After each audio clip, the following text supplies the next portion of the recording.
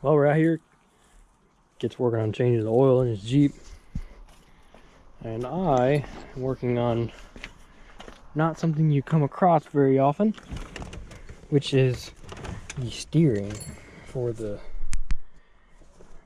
or not the steering, the horn for this Jeep. So I've taken apart the horn assembly here. Here's the spring, so like when you push on it, it pushes back on you. The problem we're having is I took this apart so that we could work on the turn signal switch and everything, but I accidentally lost the pin that goes in here and the spring.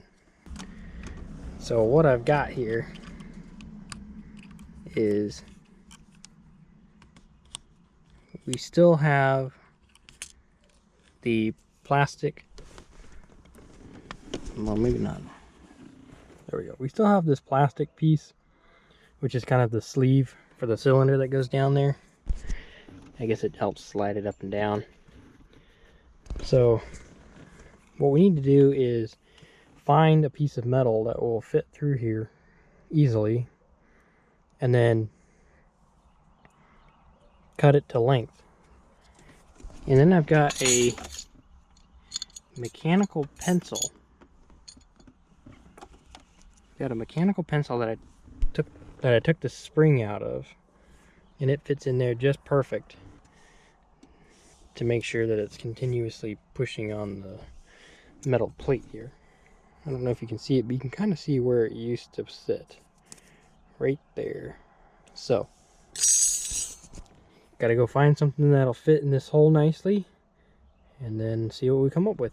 Alright, I've got myself a little piece of metal here that's just the right size, and the spring's inside there, so when I push this metal in, you can kind of see it's spring loaded now, but it's too long, so I'll put it in, pushing about halfway.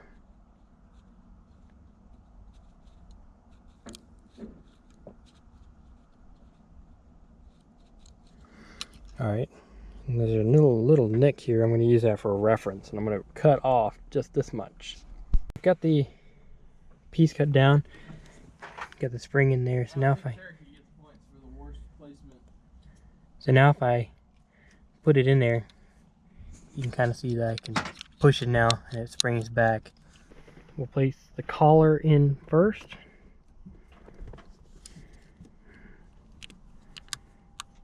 Like that. Spring, pin,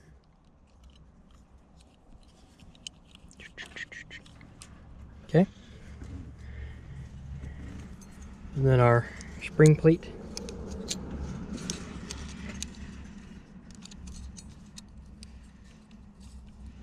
And then goes on top.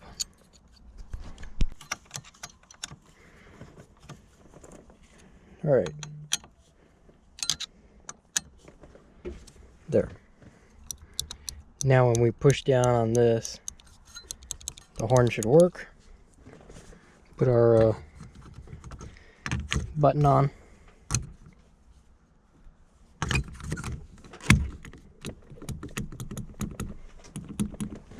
Let's hook the battery up, see how it works.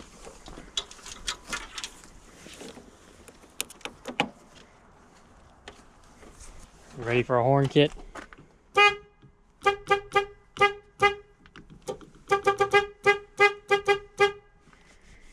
There we go. Thanks for watching.